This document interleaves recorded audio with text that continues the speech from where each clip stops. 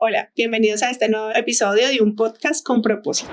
Soy Alexandra Pulido, gestora social de Cundinamarca, y me encuentro hoy con dos invitados muy especiales. Pablo Romero, especialista en educación y también bioeticista, y Claudia María Ramírez, psicóloga de bienestar y felicidad. Trataremos un tema súper importante, que es esa corresponsabilidad educativa entre lo que sucede en los colegios y lo que sucede en nuestros hogares colombianos y cundinamarqueses. Así que quiero hacerte una pregunta, Pablo. ¿Cuál ha sido tu trayectoria y la razón por la cual te decidiste dedicar a la educación? Bueno, desde niño estoy motivado por la educación, luego te contaré por qué. Mi formación es en varias licenciaturas. A mí me han criticado que porque he hecho 3 licenciaturas, como una hubiera bastado, pero bueno. Estudié licenciatura en teología, filosofía, artes plásticas, estudios en bioética, arte y folclore, semiótica. Ese es mi campo de formación. Luego me especialicé en Finlandia, me hice una inmersión también en Corea del Sur para conocer los sistemas educativos también de Londres, Alemania y Francia. Claudia, cuéntanos sobre tu trayectoria. Claro que sí, yo soy psicóloga, experta en felicidad y bienestar, tengo un máster en terapia psicológica de tercera generación, soy formada en risoterapia y actualmente estoy haciendo un coach de felicidad. Hojas de vida maravillosas que nos pueden aportar mucho en lo que tiene que ver con educación en nuestro departamento, especialmente en lo que tiene que ver con temas de bienestar, tranquilidad, felicidad al aprender, que siento que es la razón por la cual decidimos hacer este importante capítulo, para que ustedes desde casa puedan tener herramientas necesarias que les ayude en la formación de sus hijos y también puedan, digamos que tener mecanismos de contingencia si en algún momento están atravesando por dificultad a la hora de que sus hijos aprendan de una manera tranquila, de una manera sensorial, pero también de una manera didáctica. Yo quisiera preguntarte primero, ¿cuáles fueron las experiencias que te llevaron a entender la importancia y la necesidad de dedicarte a la educación? Bueno, las experiencias traumáticas son las que me llevaron a dedicarme a la educación. A veces son las positivas, pero en mi caso son experiencias negativas las que me hicieron enamorarme de la educación. Sobre todo es una experiencia de confrontación. En mi pueblo fue negativa y en Cartagena, en la Salle de Cartagena, fue muy positiva. En mi pueblo estudié en un colegio ¿Público? No, era privado. Era privado. Luego estudié en uno público, uno de esos de barrio y de pueblo, sí, donde castigaban físicamente, pero nombraban a alguien que te vigilara. Cada día nombraban a alguien diferente, pero nunca nos enterábamos quién era el que anotaba. Pero si tú le caías mal, te anotaba. Mi disciplina era que en clase de matemática hacía dibujos de barco y naves y tanques y hacía guerras y hacía sonido con la boca. Y entonces Romero, antes trataban a uno con el apellido, ¡pa' afuera! Y ya yo sabía que con eso me anotaban, pero el que me anotó por eso y otras cosas más que te había hecho. Ese día no te castigaban, sino que al día siguiente se reunía todo el pueblo a ver los castigos. Entonces a las 7 en punto de la mañana, ahí afuera en la calle, iban nombrando uno por uno y el rector se quitaba el cinturón, tú te bajabas los pantalones y te daban tu par de juetazos. Eso lo viví yo y no lo he podido olvidar. La época del terror. Sí, y varias veces me llevaron orinado y cagado a donde mi tía. Es decir, la experiencia de primaria que yo tuve no fue la más positiva. No, para nada.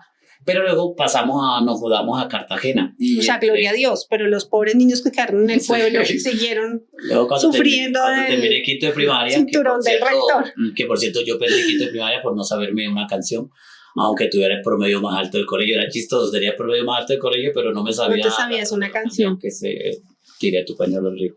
La odio y todavía Todavía nos acordamos. Perdí quinto de primaria y llegué a la Salle de Cartagena a repetir quinto de primaria.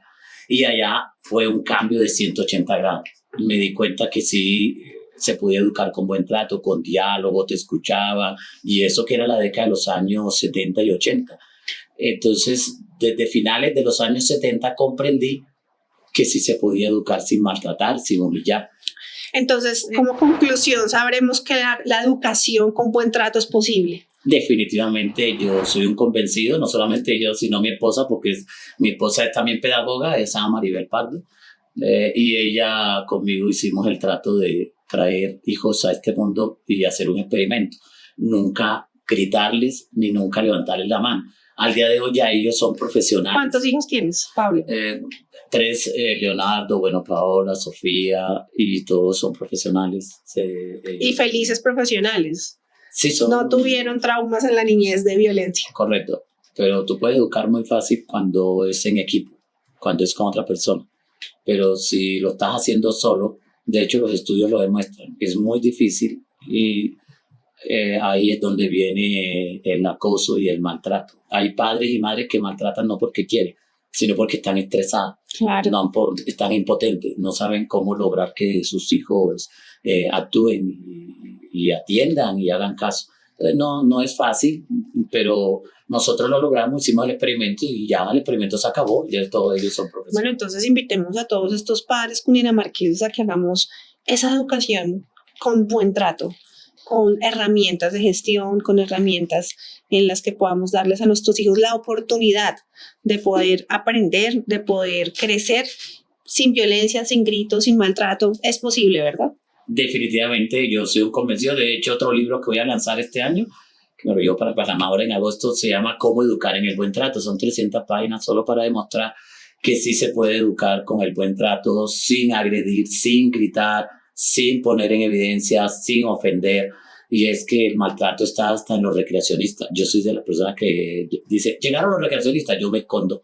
Le tengo miedo a los recreacionistas. No, También maltrato. También, claro, pero tampoco podemos estigmatizar, digamos que a un grupo poblacional. Claro, es que te estoy claro, explicitando mi trauma. el tuyo, claro, pero pues hay que aclarar que estamos hablando sobre las experiencias. Ahora, Claudia, cuéntanos cuál fue tu experiencia, lo que te hizo definitivamente ser esa profesional que eres exitosa en lo que tiene que ver con bienestar y felicidad. Muchas gracias. Realmente yo no me había hecho esa pregunta y ahorita la estaba empezando a organizar un poco, y definitivamente para poder valorar y trabajar sobre la felicidad hay que conocer el sufrimiento.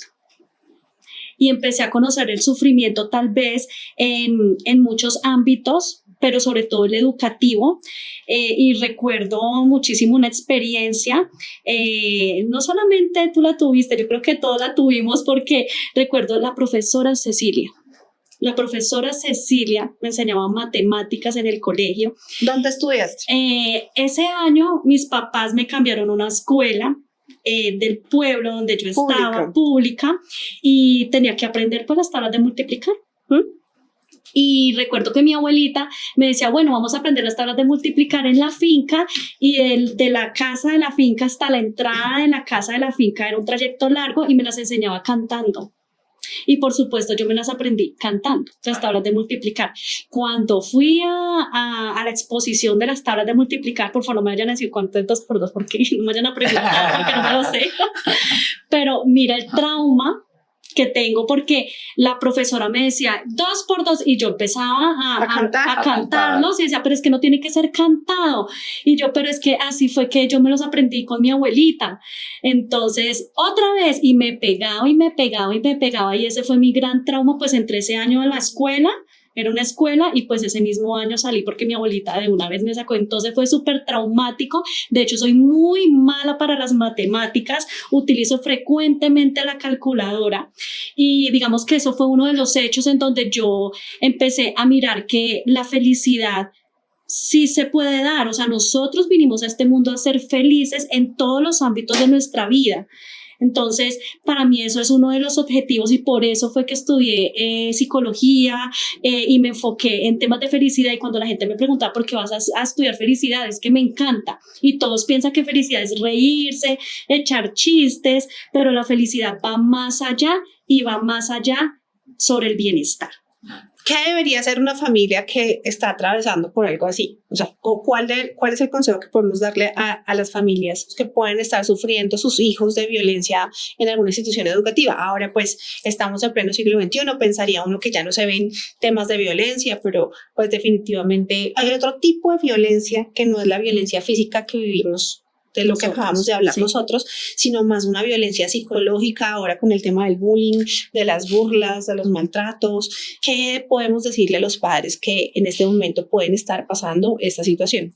Lo primero es que la familia tiene que tener conciencia, tomar conciencia que vivimos en un país violento. De hecho, las estadísticas lo dejan muy claro. No más en Colombia el año pasado, 2023, me estoy refiriendo, se registraron 12.532 anuncios de violencia intrafamiliar en menores de edad, solo en menores de edad. Y en el sistema escolar, poco más de 40.000 denuncias sobre maltrato de alguna índole en el sistema escolar. Y de hecho Colombia está en el segundo país con mayor bullying en América Latina dentro de los países afiliados de la OSDE. Lo curioso es que Colombia es una de las naciones que más tiene producciones académicas sobre buen trato, sobre convivencia.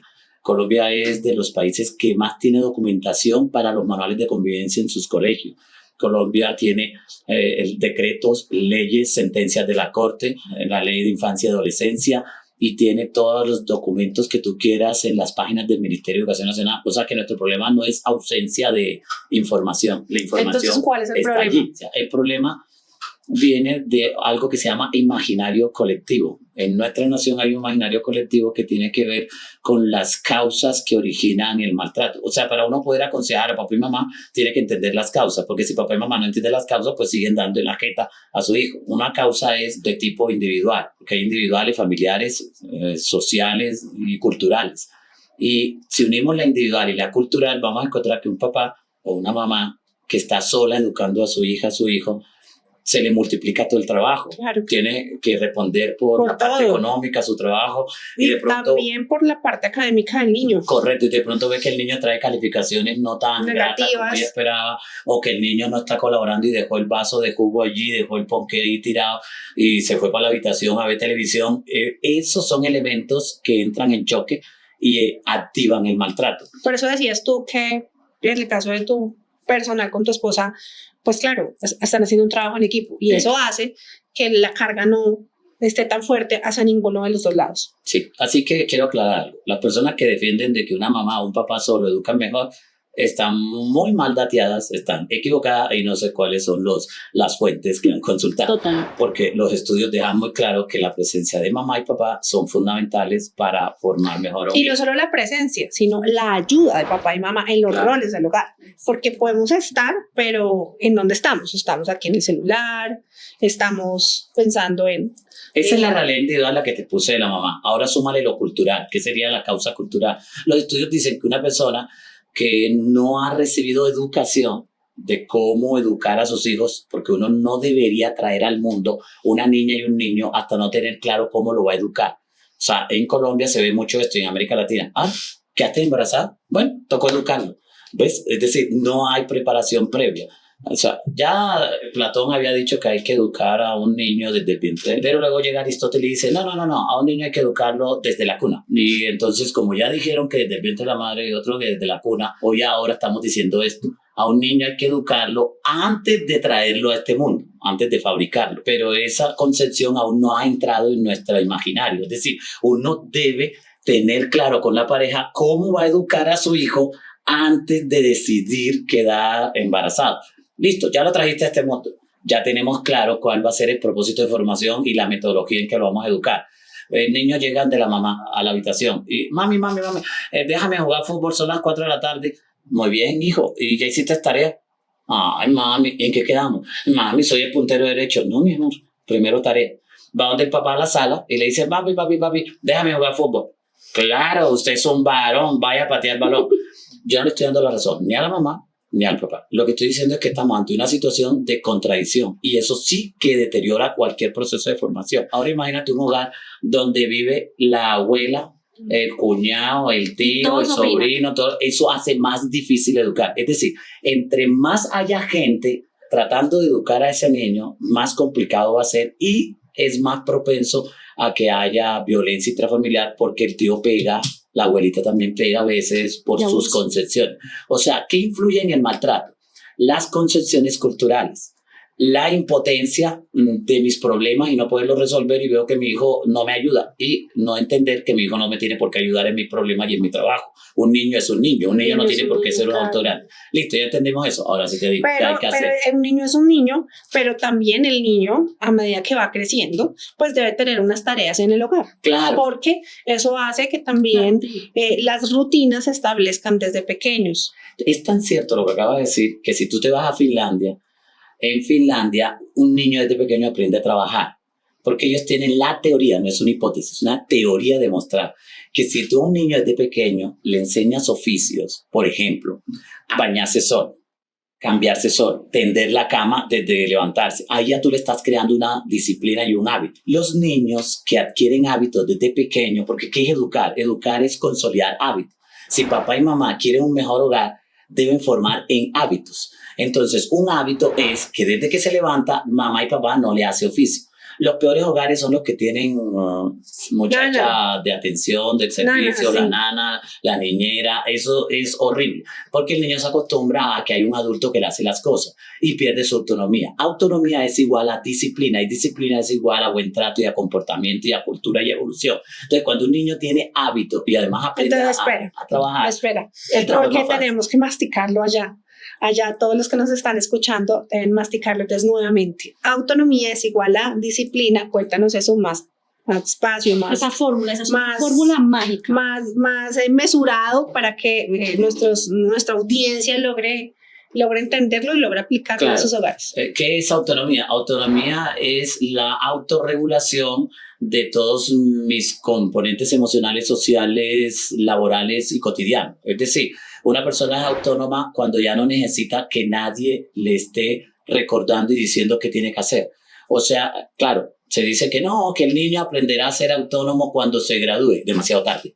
No, un niño necesita ser autónomo en el preescolar, en la primera edad. O sea, ¿cuál es la que un niño debe ser autónomo? Yo soy mamá de un niño de 5 años, una niña de 12 años. Te sorprendería, ya que tienes un niño de 5 años. Un niño de 5 años es autónomo cuando empieza a depender de sí mismo y no de los demás. Por ejemplo, empieza a ir al baño solo y a los 5 años debería hacerlo. Eso es autonomía, se limpia solo. Por eso en los colegios coreanos y chinos les ponen unas bombas atrás y les enseñan a limpiarse, cosa que muchos colegios de América Latina y Colombia no hacen. Allá se hace. Desde pequeño en países como Finlandia y China, un niño aprende a trabajar, aprende a planchar, aprende a lavar su ropa, aprende a coser un roto, aprende a hacer la mochila donde va a guardar sus útiles, aprende a cocinar.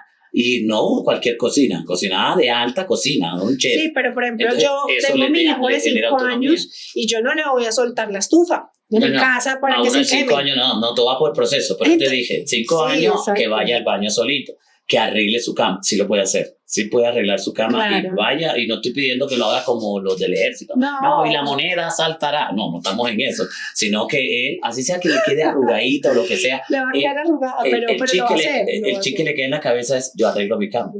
Yo me baño solo. Yo me limpio.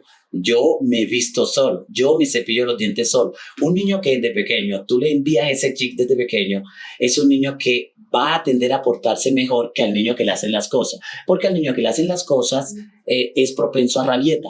El día que no le hagas algo, te va a armar una rabieta.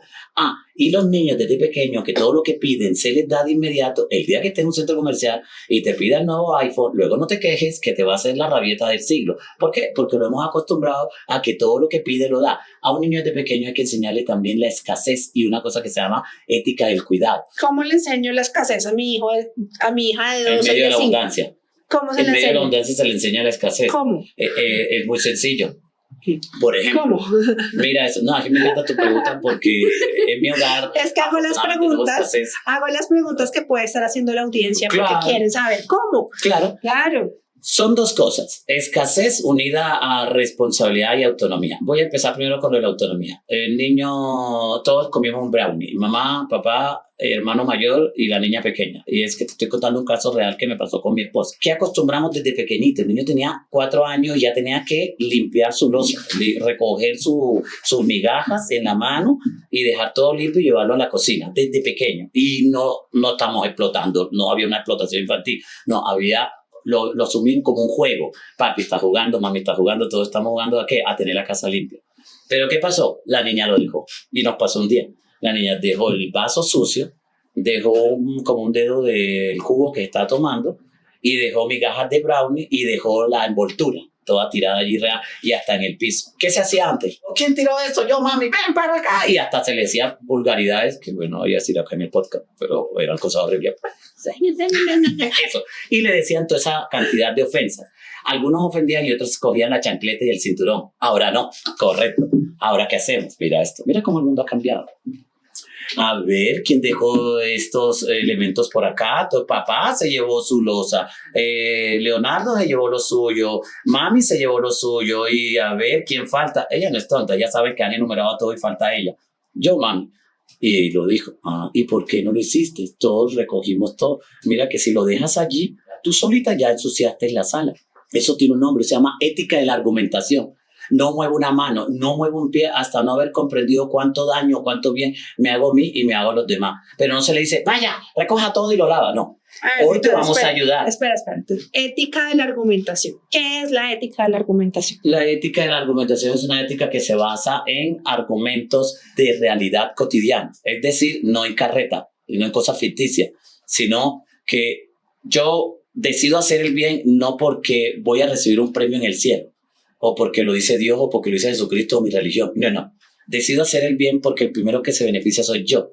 Y de paso beneficio a los demás. Si hago el mal, me perjudico yo y perjudico a los demás. Ella acaba de hacer algo que no está bien, dejar la sala sucia. Se perjudicó ella, perjudicó la sala y nos perjudicó a todos. Ahora, si todos hacemos eso, ya lo entendió, pronto tendremos un hogar que será un chiquero de hormiga. Entonces, ¿qué le decimos? Por hoy te vamos a colaborar. A ver, con papi. Papi va a recoger el vaso, tú recoges las migajas y el brownie y vamos juntos a lavar el vaso y el platico. Yo lavo el vaso y tú lavas el platico. ¿Qué te parece? Sí, papi. Y se divierte y le gusta. El día que se quede sola y se coma algo, ella solita va a lavar todo, aunque sea una niña de 5 años de edad, porque ha aprendido de que no la están explotando, sino que esa es su responsabilidad. Los niños desde pequeños, si tú no les enseñas a responder por sus cosas y a ser autónomos, no adquieren disciplina. Y una vez que se adquiere la autonomía, se adquiere la disciplina. Y en la escasez sí se puede enseñar a administrar tanto en la escasez como en la abundancia. ¿Cómo lo hacemos? ¿Cómo? Entonces ahora viene la segunda parte. Hay hogares que yo sé que tienen todo el dinero del mundo y pueden comprar zapatos, lo que quieran, pero yo conozco casos de padres de familia que le acaban de regalar unos tenis blancos, porque el niño necesita unos tenis blancos, y dice que le quedan muy bien, que de hermosos. Oye, pero no me lo vas a creer, a los 15 días ya está pidiendo otro tenis blanco y está perfecto, está impecable, pero él quiere otro porque pasaron por un centro comercial y se encaprichó. Eso es un capricho. Si no se lo dan, arma que alaraca y que pataleta. Y entonces a correr a darle los tenis blancos. ¿Cuál es el error ahí? El error es del niño, no es un niño. Volví a repetir. Es que hay numerosos psicólogos y autores que plantean que ¿qué es un niño? Un niño es un niño, un niño no es un adulto pequeño, es un niño. Entonces los niños piden cosas y esperan a ver cómo se comporta papá y mamá. Dice papá y mamá corren como unas gallinas colecas. Ay, sí, a comprarle el zapato. Acaban de crear en ese momento un monstruo. En cambio, si te pones firme, los niños necesitan sentir cosas de los papás. ¿Cuál? Seguridad y amor. Por eso hay una canción que me gusta mucho de Rubén Blades, Amor y Control. Ustedes la conocen, es perfecta. Esa canción se ve que fue asesorada por pedagogos. En un hogar tiene que haber mucho amor y mucho control de parte de papá. Si el hijo y la hija ven inseguridad en el papá, ay, no sé, ¿será que te doy los tenis? O no, o sí. O el que pide ir a la fiesta el viernes, ay, no sé, ¿será que vas a la fiesta? O no, mejor no, porque el viernes pasado también fuiste a otra fiesta. Ay, no, qué locura, ¿qué hago? Nuestros hijos no necesitan papás inseguros, necesitan papás con mucho amor, pero con mucho control, porque los hijos necesitan sentirse seguros. Entonces es importante que trabajemos esos dos elementos, amor y control. Y ahí es donde viene mi invitación realmente para los padres de familia a que nos miremos por dentro. Estamos hablando lo de afuera, cómo educamos a los niños, cómo implementamos estrategias, cómo hacemos para que el niño a qué horas puede utilizar el celular, cómo hacemos para que el niño no me haga una pataleta en el centro comercial, pero ya nos miramos nosotros como padres de familia por dentro, cuáles son las fortalezas que nosotros tenemos, las virtudes, pero también esas debilidades en el momento de la educación.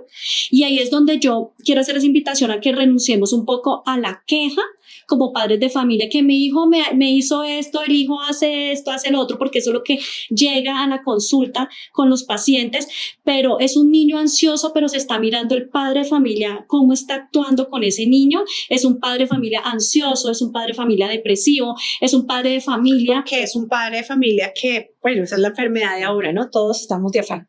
Exacto. Todo el tiempo, todos estamos de afán, todo está sobre el tiempo, para comer en 5 minutos, para alistarse en 5 minutos, hay que salir a correr porque todo es ya. ¿Cómo le pido yo a un niño que no sea ansioso si todo lo quiero ya? Desde el ejemplo. No hay un ejemplo mejor que lo que yo hago en la casa y no en lo que yo digo. Entonces, todo lo que nosotros hacemos dentro de la casa viene con un ejemplo para los niños que nosotros tenemos en casa de cómo nos estamos comportando, qué es lo que nosotros queremos, cuáles son las fortalezas que nosotros estamos trabajando, cómo le digo a mi hijo no, cómo le digo sí, cómo justifico ese sí, pero también es importante que el niño sepa un para qué. ¿Para qué yo estoy haciendo esto con mi niño? Porque son niños muy inteligentes. Nosotros tal vez en la educación mi papá me decía no y yo sabía que era no, pero no sabía por qué. Pero ahorita nuestros hijos creo que nos exigen un no justificado del por qué no se puede hacer tal actividad, tal cosa, porque no puedo salir, porque no puedo utilizar el celular, y eso requiere inteligencia emocional de los padres de familia. Eso requiere que nosotros como padres de familia nos pongamos inteligentes y digamos, bueno, ¿cuál es la educación que yo quiero darle a mis hijos? Porque ahorita hay muchos estilos de educación, la educación con amor, crianza respetuosa, crianza consciente y muchos estilos que son muy válidos, pero la pregunta es como padres de familia, ¿con qué tipo de crianzas nos estamos identificando y qué es lo que nosotros queremos de nuestros hijos? ¿Qué es lo que nosotros queremos que ellos sean en un futuro? Y hablo mucho de la felicidad y del fluir. El fluir en términos de psicología positiva es realizar esa tarea que hacemos rápidamente y no nos damos cuenta. Y creo que a todos nos ha pasado. Hacer algo, lo hacemos tan rápidamente y lo hacemos en un espacio de tiempo que no nos damos cuenta, y ahí empieza a trabajar la felicidad. Hacer cosas que nos generen tranquilidad, que nos generen bienestar, nos generen felicidad, pero además de eso trabajar en la autoestima de la mamá y del papá, porque creo que hay unos rasgos del machismo todavía en donde mamá está en la cocina, mamá está en el trabajo, mamá está en todos los lados, pero digamos, ¿dónde está el ejemplo del papá? Papá donde escucha a su hija, papá donde lava la loza con su hija, papá sabe de los problemas que está teniendo en este momento su hija o su hijo. No, ¿verdad? Entonces, aunque hay muchos que lo están haciendo, hay muchos otros que no lo están haciendo, y ese es el compromiso, trabajarnos nosotros como seres humanos, como padres de familia, entender nuestros traumas. Hay muchas personas que, como digamos lo que hablamos en algún momento, voy a enseñarle a mi hija matemáticas y que sea la mejor en matemática, pero como yo estuve en matemáticas en mi infancia. En mi caso, por ejemplo, yo bregué un montón con matemáticas. Tengo mi hija de 12 años y yo dije, definitivamente yo necesito que ella tenga una formación y un refuerzo académico en matemáticas para que no vaya a vivir lo que yo viví. Fue traumático, porque no sé si ustedes piensan lo mismo que yo, pero en mi época, que creo que es la misma de ustedes, obviamente, por supuesto, te enseñaban un tema, te lo dijeron una vez, pero si no lo entendiste, no lo entendiste. Sintiéndolo hay mucho. múltiples ayudas, sobre todo que están las inteligencias artificiales, está la tecnología. No, pero antes yo me ponía a llorar. Ejemplo, hoy, a lo que me refiero es que hoy ya nadie debería quejarse de que no entiendo matemáticas, no entiendo geometría, no entiendo sociales, no entiendo ciencia, no entiendo. No, hoy, por eso ya las funciones del educador cambiaron. ¿Te acuerdas que el trabajo del profesor antes era enseñar? Ya no. Y enseñaba qué cosas, información. Y llenaba el tablero. Llegaba y decía, buenos días, a mí no me gusta perder el tiempo, vayan sacando el cuaderno, voy anotando y voy borrando. Bueno, eso era primitivos paleolíticos neandertales. Hoy en día ya ningún educador debería estar educando así, porque hoy el papel del educador no es impartir información, clase magistral. Hoy no, hoy es crear ambientes y climas sociales de interacción académica, de convivencia, de progreso y de trabajo en equipo. Quiere decir que ya pasamos esta era ¿cómo se educaba antes? Esta era la fórmula, 90-10. 90 el profesor, bla, bla, bla, bla, 10% del alumno de vez en cuando respondiendo preguntas. Hoy no, hoy mínimo es 70-30. 70% el estudiante interactuando, hablando, participando, exponiendo, trabajando en equipo, debatiendo y produciendo. Y 30% el profesor dinamizando la clase. Pero la mala noticia es que eso aún no es realidad. Es realidad en algunos maestros. Pero incluso, Pablo, en España hay un programa de aulas felices. Y ese aulas felices pues digamos que tiene que tener un estudio previo de habilidades sociales y de aprendizajes totalmente diferentes los maestros para que puedan tener esa autorregulación emocional para sus alumnos que terminan siendo como sus hijos.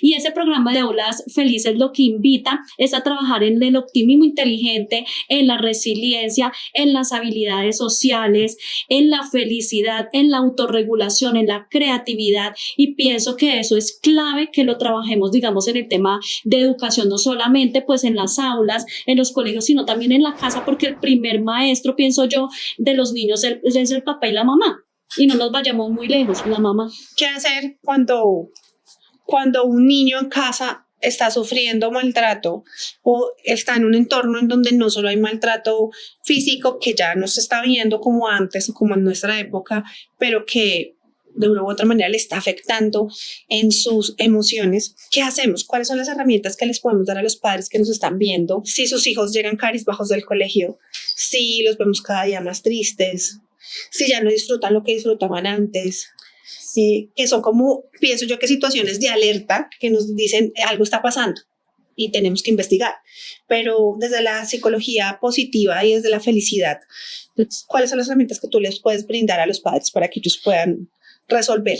Antes de dar una herramienta, pienso que los padres de familia se tienen que poner inteligentes y no hay que ser psicólogos para hacer lecturas de las caras. Hay que conocer muy bien a los niños y saber que ellos están diferentes a lo que están normalmente. Teniendo ya esa lectura de los padres de familia, lo que empezamos es ahondar en la conversación, invitarlos a conversar, porque muchos padres de familia cuando llegan los niños a la casa le dicen, hola, ¿cómo te fue? Y el niño que responde, Bien. bien. Y se acabó la conversación.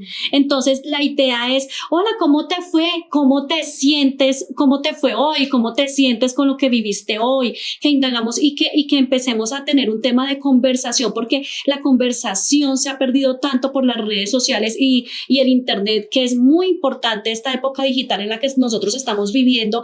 Pero digamos, bueno, tengo que hacer 1000 cosas, tome, lo doy el celular, yo sé que le fue bien en el colegio, pero no creamos herramientas en los niños porque no los escuchamos. Entonces, en mi caso me ha servido tener espacios con mi hija después del colegio. Exacto. A pesar de que tenemos un niño pequeño, buscar la manera de tener así sea ratos cortos en los que socialicemos, porque si no hay el espacio, pues ellos no nos van a contar. Entonces definitivamente difícil, porque muchas madres los horarios de trabajo pues impiden que lleguen temprano a casa o que puedan tener una interacción, pero busquemos, aunque sea a la semana, un espacio. Exactamente. Un espacio para compartir. Y hay muchas herramientas para estar en esos espacios para compartir, ya que el niño y la niña empiezan a hablarle al padre de familia, decirle, viví esto, me siento así, ¿cuáles son las emociones? O sea, muchos niños y muchos padres de familia no saben identificar las emociones. Van a consulta a decirme, mi niño está así, pero no sabe cómo está el padre de familia, no sabe qué es lo que está sintiendo. Siento ira, siento miedo, siento temor, siento asco, y no se identifican las emociones, y eso es lo que hay que enseñarle a los niños, cuáles son las emociones. Una vez que se identifique eso y empiece ese tema de conversación, además que cuando hay conversación hay diada, esa comunicación entre la mamá y el niño, hay protección, hay seguridad. Le digo a mi mejor amiga, que puede ser mi mamá, o a esa mejor amiga que puede ser esa tercera persona de la familia, ¿sí? Y empiezo a crear esos vínculos de conversación con mi hijo, y ahí es donde yo puedo crear estrategias, pero esas estrategias las puedo mirar dependiendo de la situación que vayamos viviendo. Yo les puedo decir, por ejemplo, en el aula, que una gran estrategia que podemos implementar es la carta de las 3 gratitudes. Y la carta de las 3 gratitudes son los 3 milagros que le sucedieron en el día. Y ahí empezamos a agradecer. También otra estrategia que podemos hacer es, por ejemplo, el cartel de las fortalezas. Uno le pregunta a un niño o a un padre de familia cuáles son tus fortalezas y le es muy difícil identificar. Yo te quisiera preguntar a ti, Pablo, ¿cuáles son tus fortalezas personales? 3. La mía, personalmente, mi fortaleza está ligada a mi esposa y a mis hijos. Pero ¿y tus fortalezas personales como persona? No, definitivamente la seguridad. La seguridad. Me siento muy seguro en lo que digo y en lo que hago. Exacto, entonces está la seguridad, está el amor, está la bondad, la apreciación por la belleza, y eso es lo que tenemos que identificar nosotros como padres de familia, pero también en nuestros niños, que ellos sepan cuáles son sus fortalezas, porque la vida pues no es fácil, pero la podemos hacer feliz. Entonces podemos identificar fortalezas en los niños. Yo tengo este problema, pero tengo esta fortaleza. Tengo esto. Y en eso me apoyo. Y en mis creencias y también. Y en mis creencias también espirituales. Porque la espiritualidad, yo siento que es una de las herramientas más importantes a la hora de hablar de autoestima. Exactamente. Y otra herramienta muy importante también es tener momentos mindfulness. Esos momentos mindfulness son momentos de atención plena, que nos invita a vivir el momento presente, que nos invita a que si la profesora está diciendo algo o el profesor o la mamá está diciendo, estoy poniendo atención, porque ahí hay memoria, y cuando hay una memoria se crea el recuerdo. Entonces, momentos de mindfulness, aprendamos sobre el mindfulness, aprendamos sobre la atención plena, que me parece una estrategia muy importante y que de hecho está validado científicamente el mindfulness. Mi consejo para los padres de familia, la primera es que uno no debería traer un niño a este mundo ni empezar a educar sin no haber acordado propósito de formación. Claro. No tiene nada que ver con estándares, logros, indicadores, objetivos y un montón de tonterías que se han inventado hoy en la educación que son erróneas, por cierto, y lo que han hecho es confundir. Propósito de formación es el tipo de ser humano que yo quiero formar con mi esposa. Si papá y mamá no aclaran eso, empiezan a improvisar todos los días y a andar como gallinas culecas. Es decir, mi amor, ¿qué hijo quieres que formemos? Mi amor, yo quiero que formemos un niño que sea autónomo, que sea independiente de nosotros. Ok, ¿qué más? Que sea una persona que a todo el mundo trate bien, que deje de molestar a todos. Ok, eso trae unos compromisos. Y yo le digo, no, pero también que además de que trate bien y sea autónomo, sea analítico y sea creativo. Con eso me doy por bien servido. Listo. Y que siempre esté estudiando, siempre esté actualizándose solo. Listo, tenemos el propósito de formación. Ya, no es tan ambicioso que digamos, alguno dirá es ambicioso. No es ambicioso porque eso fue lo que nos propusimos con nuestros hijos y ya lo logramos. Ellos no solo son excelentes seres humanos, sino que son científicos y directores de todas las empresas donde trabajan. O sea, son seres humanos exitosos. 2, eso me trae a un segundo compromiso. Quiero que mi hijo nunca pelee con la gente, ni grite, ni ofenda, ni maltrate. Mi amor, nos tocó darle buen trato. Nos tocó, porque ¿cómo queremos que él dé buen trato si nosotros le vamos a gritar y lo vamos a tratar? Todo es un espejo. Entonces fíjate cómo todo es algo concatenado. Vamos de lo macro a lo específico. Por eso voy a finalizar con una herramienta concreta. Lo macro es propósito de formación. Oye, papá y mamá, que me estás escuchando, ten claro qué clase de ser humano quiere formar. ¿No lo tienes claro? Entonces un minuto de silencio para ti que me estás viendo y escuchando. Apague y vamos. Sí. 2, ya tienes claro qué clase de ser humano quiere formar y lo vas a hacer con tu esposo. Entonces vamos a aplicar el segundo compromiso. Buen trato. Buen trato desde que nos levantamos hasta que nos acostamos. Si tengo ganas de gritar y de pelear con mi mujer, porque es que había una pareja allá en La Guajira que estaba recomendando de amigos. Oye, ven acá, no pelees delante de los hijos, no lo hagas. No, pero Pablo, es que eso es inevitable. Y se seguían peleando. No, Pablo, ese consejo no nos dé. Con mi mujer nos tratamos así, nos damos golpes, pero nos queremos. Listo, ustedes tienen razón. Ustedes se quieren dándose en la jeta. Pero vamos a hacer. Sí, o sea, llega un momento que tú te tienes que adaptar al que estás asesorando. Vamos a hacer un trato. Síganse dándose en la jeta, pero vamos a hacer un trato. Cuando ya ustedes vean que están discutiendo y se van a dar en la jeta, ustedes le dicen, hijos, ya venimos. Y van por allá y se arañan, se hacen lo que sea. Y cuando ya suban y sus hijos lo vean todo arañado, vuelto nada. Papi, mami, ¿qué les pasó? No, nos resbalamos por las escaleras. A lo que yo me refería, y lo entendí, sí, Pablo, ya te entendimos. O sea, lo que me refiero es nunca pelees, grites, te ofendas, te maltrates y te golpees delante de tus hijos, porque todo el discurso se te va a la basura. Claro. Entonces hagan el siguiente ejercicio, este consejo se lo digo. Cada vez que tengan una diferencia, hagan una obra de teatro ante los hijos y luego sí ya resuelven las diferencias en el mundo real afuera.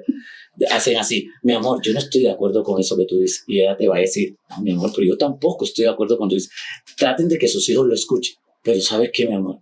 Hay que ceder en la vida. Voy a cederte en esto y esto. ¿Y tú qué me vas a ceder? No, mi amor, yo también te voy a ceder en esto. Entonces llegaríamos al acuerdo que el paseo que íbamos a hacer no sería este fin de semana, porque tú querías hasta dentro de 3 meses, sino que sería dentro de un mes. Hicimos una media. Ni va a ser este fin de semana, ni dentro de 3 meses, sino dentro de un mes. Y también el paseo va a tener esto y lo otro, y voy a tener en cuenta lo tuyo, y tú veo que vas a tener en cuenta lo mío. Acabas de educar a tus hijos. Claro. Porque acaban de escuchar una negociación entre papá y mamá real. Luego allá afuera, ay, guay, madre, no me gustó nada de ese negocio. Pero ante los hijos es porque estamos educando. Por eso un papá y una mamá deberían darle teatro 1, teatro 2, teatro 3, teatro 4, unos módulos de teatro, no caerían nada más. Porque ya que no nos podemos comportar civilizadamente, por lo menos hacer teatro de que eres civilizado. Yo monté un plan de lectura en un colegio público y unos papás me dijeron que ellos no iban a leer porque yo quería que el plan de lectura era estudiante, profesor, el aseo y papá. Entonces un papá me dijo que no iba a leer, que era chofer de bus y punto. Dije, bueno, papá, está bien, no lea. Pero yo le voy a regalar este libro. Y cada vez que su hijo timbre la puerta, usted le dice, sigue, mijo. Cuando él siga, usted se apaga el televisor, porque usted es una plata de sofá, apaga el televisor y hace que está leyendo. Hijo, esto está súper interesante, para que él adquiera el hábito que usted no tiene. Papá, no entendió, ¿verdad? No, sí, ya lo entendí. Yo lo voy a leer de verdad el libro. Démelo, profe, y yo lo leo de verdad. O sea, entendió. A la gente toca a veces hablarle con argumentos contradictorios para que reaccione. Sí. Tercera herramienta. Entonces, ya tengo el propósito de formación. Ya tengo el buen trato. Estoy listo para la tercera. El cómo. Entonces, ¿cómo vamos a educar? Con métodos. Nada se enseña sin método. ¿Tú quieres que un niño aprenda a analizar? Enséñale método. En un colegio en enero, un profesor llegó nuevo y gritó en la sala de profesores, yo soy nuevo aquí y voy para grado 10º, aquí cómo le enseñan a analizar a los estudiantes. Y otro por allá al lado de la greca, de la cafetera, le gritó, aquí yo, por ejemplo, yo los pongo a analizar y ellos analizan. Obvio, nadie aprende a analizar analizando. No es fácil. A ver, hello, tú aprendes a analizar porque te hago el método de cómo analizar. Entonces, claro, queremos que nuestros hijos resuelvan sus conflictos de manera pacífica y constructiva, sin darse la jeta. Por cierto, yo soy autor de 14 libros de cultura de la paz. ¿Quieres que tus hijos tengan cultura de la paz? Pues enséñale métodos de cómo se resuelve un conflicto sin darse la jeta. Porque hay gente que en las peleas, en la costa, en el interior del país, por toda Colombia, sacan machete para resolver su problema. Yo no me enojo. Son víctimas de lo que no les han dado y son víctimas de lo que le han dado mal. Por eso tú ves, ahorita que veníamos, entonces se nos atravesó uno de esos muchachos que en la bicicleta en los barrios lleva a la gente. Se nos atravesó de frente, y el semáforo para él estaba en rojo. Y el taxista, ¿qué es esto? ¿Qué es esto? Y dije, tranquilo, no te enojes con él. Él solo es una víctima. Sí, es una víctima de qué? De lo que no le han dado. De lo que no le entregaron. Y de cosas que le han dado mal. O sea, realmente los seres humanos que nos portamos mal y todo lo queremos resolver a las patadas, somos víctimas. Entonces, ¿para qué te vas a enojar con alguien violento? No te enojes, respiras por la nariz, botas por la boca. Mindfulness. Y te llenas de paciencia, y le tiendes la mano. Y le das esa formación, no importa que sea adulto, esa formación que nadie le ha dado. Entonces, métodos para resolver conflictos, métodos para analizar, métodos para ser creativo, no más para enseñarle a un niño que sea creativo. Ahí está el método de las analogías, el método antitético, el método aleatorio, el método de combinación, el método de sensibilización. Mira todos los métodos que hay para desarrollar la creatividad. ¿Qué es el método antitético? Enseñarle a un niño a que aprenda a negar lo que existe. Por eso nunca pelees con un ateo que sea teólogo. Te date vuelta. Porque la mejor forma de negar algo es sabiendo mucho de algo que vas a negar. Pelea con ateos ignorantes. Ahí sí gana la pelea. O sea que la mejor forma de enseñarle a un niño a negar algo es decirle, prepárate. ¿Quieres hacer un mejor armario, una mejor bicicleta? ¿Quieres inventar una mejor mesa porque dices que la mesa de tu casa no te gusta? Ok, estudia profundamente el arte de hacer una mesa y tipos de mesa, historia de la mesa, componentes de la mesa, elementos de la mesa, materiales de la mesa. Una vez que seas experto en mesa, estás listo para crear una nueva mesa. Eso es el método antitético. Y entonces ya no harás mesas ni redondas, ni ovaladas, ni cuadradas, sino que harás una mesa sin patas. Se puede hacer una mesa sin patas. Pero claro, el que tiene el cliché de la mesa con las 4 patas no podrá crear una mesa sin patas, porque no la domina. Entonces, es eso, no es más, es enseñarle a nuestros papás, a mamá y papá, lo básico, que lamentablemente aún no se les ha enseñado. Bueno, y siento que es importante esta pregunta y es, ¿qué le podemos decir a los cuidadores, a aquellas personas que cuidan a niños, que ese es su trabajo, que tienen la responsabilidad de cuidar niños, pero que no son sus padres, sin embargo, pasan gran parte del tiempo con ellos y vienen siendo una figura de autoridad para estos niños. Mi recomendación es que ese cuidador sea empático, que tenga ese don para estar con los niños, ese don de cuidado, porque no es solamente soy cuidador porque necesito el dinero, sino soy cuidador porque me nace cuidar a un niño que lo necesita en este momento. Y segundo es que sea guía y que no haga, que guía a ese niño en las actividades que hay que hacer durante el día o en la jornada que tenga que cuidar al niño, pero que no le haga, sino que sea esa guía para que complemente ese proceso de formación que están haciendo el colegio, los papás y en este caso pues el cuidado. Un cuidador le recomiendo que tome conciencia de las consecuencias emocionales de sus acciones con los niños. ¿Qué quiere decir? Pues hay una lógica sencilla en la vida. Si yo quiero que me sigan renovando el contrato de cuidador, más vale que le dé buen trato, cariño, juegue, divierta al niño, que quede tan feliz que cuando llegue papá y mamá el niño diga, ¡ay, llegaron tan rápido! ¡Se fue! Y esos niños me vuelvan a pedir. Entonces, si un cuidador maltrata o aplica indiferencia a un niño, porque hay múltiples tipos de maltrato, él mismo es el que está arruinando su negocio. Así es, bueno, llegamos a la parte final de este capítulo. Gracias, Claudia María. Gracias, Pablo, por todos estos conocimientos y estas enseñanzas y sobre todo las estrategias que nos acabaste de contar. Esto continuará, hay mucho por hablar y el tiempo es corto y las preguntas son muchas, así que si alguno de ustedes tiene una pregunta para nuestros invitados, por favor no olviden en el inbox colocarla y en el próximo capítulo la resolveremos, ¿verdad? Sí, claro que sí. Un abrazo y muchas gracias. Chao, chao. Chao. Hasta luego.